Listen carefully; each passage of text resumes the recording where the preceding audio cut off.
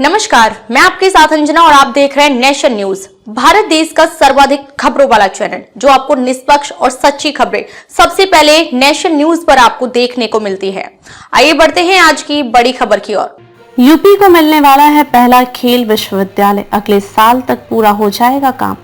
आधुनिक तकनीक से हो रहा तैयार। मेरठ के सरधना के सलावा में बन रहा मेजर ध्यानचंद खेल विश्वविद्यालय 91.38 एकड़ में 388 करोड़ रुपए की लागत से तैयार हो रहा है। अगस्त 2025 तक निर्माण कार्य पूरा होने की उम्मीद है। अभी तक 38% काम पूरा हुआ है।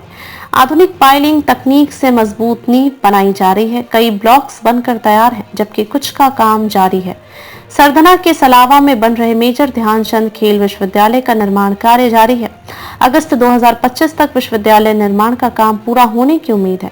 नवंबर माह तक 100 में से 39% काम पूरा करना था, लेकिन ग्राफ 4 लागू होने के चलते यह 38% तक ही हो पाया है।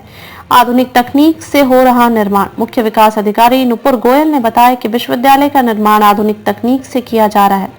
भवनों की नींव 25 फीट गहराई तक रखी गई है। इस प्रक्रिया को तकनीकी रूप से पाइलिंग कहते हैं। ऐसा इसलिए हो रहा है क्योंकि जहां पर विश्वविद्यालय बन रहा है वहां नहर के किनारे की जमीन है।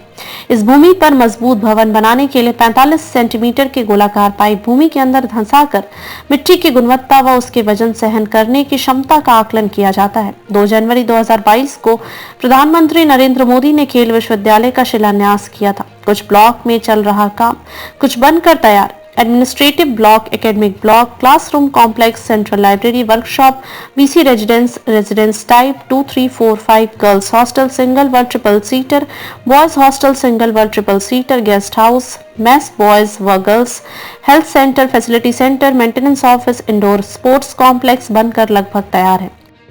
अब तक के लिए बस इतना ही। फिर मिलते हैं कैसी ही बड़ी खबर के साथ। तब तक के लिए नमस्कार और देखते रहिए नेशन न्यूज। ताजा अपडेट के लिए हमारे YouTube चैनल व Facebook पेज को लाइक, सब्सक्राइब जरूर करें। धन्यवाद।